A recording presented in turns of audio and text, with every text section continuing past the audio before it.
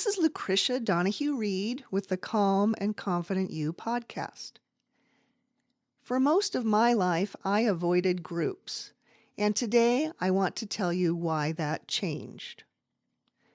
For most of my childhood and teenage years, I was shy, introverted, and very uncomfortable in groups. I had no desire to join clubs, teams, or organized activities, and honestly, I had some pretty painful reasons for that. I had experiences many of us remember all too well, like being rejected during PE when teams were chosen. I had no athletic skills, and standing there waiting to be picked was humiliating. Then there was the social hierarchy of high school, including a group of popular girls, and one in particular who somehow turned others against me. To this day, I don't know why. Those experiences left me with a deep distrust of groups. Because of that, I kept my world small. I had a handful of close friends, and that felt safe. Occasionally, those friends nudged me into group activities, like debate, which eventually led to drama. And surprisingly, that turned out to be a gift. What those experiences taught me is that sometimes growth sneaks in through doors we didn't plan to open. Through debate and drama, I discovered abilities I didn't know I had, like speaking in front of people and projecting my voice. Still, group dynamics in high school often came with pressure. Pressure to conform, to go along with the crowd, to think and act like everyone else. Along with being shy and insecure, I also had a strong, independent streak. I didn't want people telling me what to think or how to be. In my own quiet way, I was rebellious. As an introvert, I spent a lot of time alone, reading, drawing, and creating. I was very much the artist, and solitude felt natural to me. Fast forward to adulthood, and despite remaining very independent, and honestly still a bit of a loner, I had a surprising shift in my relationship with groups. Over the past couple of years, with encouragement from a business coach, I joined a couple of business networking groups. And through lived experience, I've come to understand the benefits of organized groups that are built around a shared purpose. The first group I joined is an all-women's business networking group.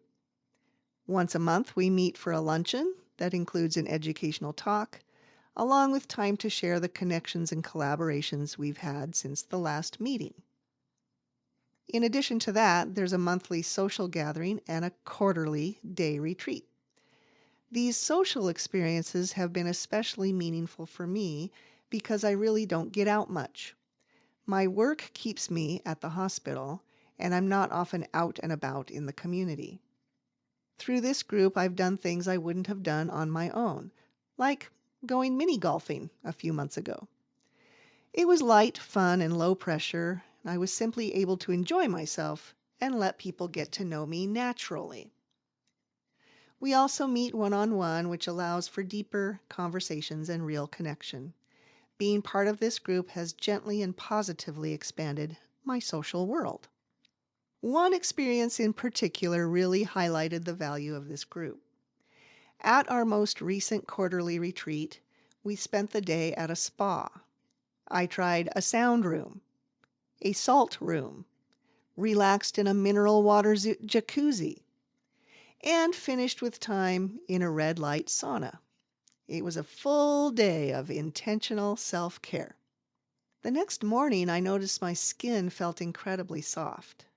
I had an early Zoom meeting and I hadn't showered, fixed my hair, or worn any makeup. Yet the person on the other end of the call paused and said, twice, "You look really good." And there was a visible glow. I looked rested and happy.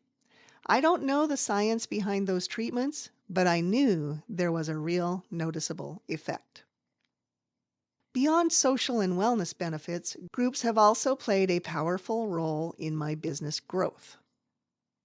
About a month ago, I joined a second business networking group, one that's more structured and focused on education, referrals, and collaboration among a wide range of professions. In just 1 month, several valuable things have already happened. I hired someone from the group to help me record, edit, and produce a professional introductory video for my YouTube channel. While I do a lot on my own, that project required a skilled team, and I couldn't have done it alone. I've also received thoughtful feedback on how to better promote my online courses. Another group member offers flexible daytime office space, which will allow me to meet with people on days I'm not working at the hospital. That kind of access is a game changer. In a single month, meaningful collaborations have already formed. This same principle shows up clearly in my experience with online courses. I've taken online courses myself, and I run my own. While course content is valuable, the real depth often comes from group discussions, especially live Zoom calls. When I listen to others share their challenges, successes, and ideas, I'm exposed to perspectives I would never reach on my own. It's educational, but it's also encouraging and motivating. In my own courses, the Q&A calls often go far beyond what I planned in the lessons. Participants ask thoughtful questions and explore topics from angles that I hadn't anticipated. The conversations deepen everyone's understanding, including mine. Alongside the courses, private online communities offer accountability, encouragement, and shared momentum. Members consistently report feeling supported and relieved that they don't have to go it alone. As someone who is still very independent and very much a loner at heart, I've come to appreciate that organized groups with a social component can be incredibly beneficial. They've given me opportunities to have fun, learn, grow, and connect in ways I wouldn't have pursued on my own. Even though these groups aren't labeled as support groups, they naturally become sources of support when life happens. Because they're organized around a purpose, they offer education, feedback, fresh ideas, and connection, both in person and online. I encourage you to take a look at the groups you already belong to and honestly assess what you're gaining from them. And if you don't belong to any groups, consider exploring ones connected to your interests or goals, either in your local community or through online courses that include live meetings in private communities. For me, growth isn't just about independence anymore. It's also about growing socially, thoughtfully, and with support. There is a saying, if you want to go fast, go alone. If you want to go far, go together. If you have thoughts on this topic, I'd love to hear from you. You can comment on this episode or email me at lucretia@eldonreed.com. If you're interested in my courses and other offerings, please visit growingemotionalstrength.com. And until next time, be well.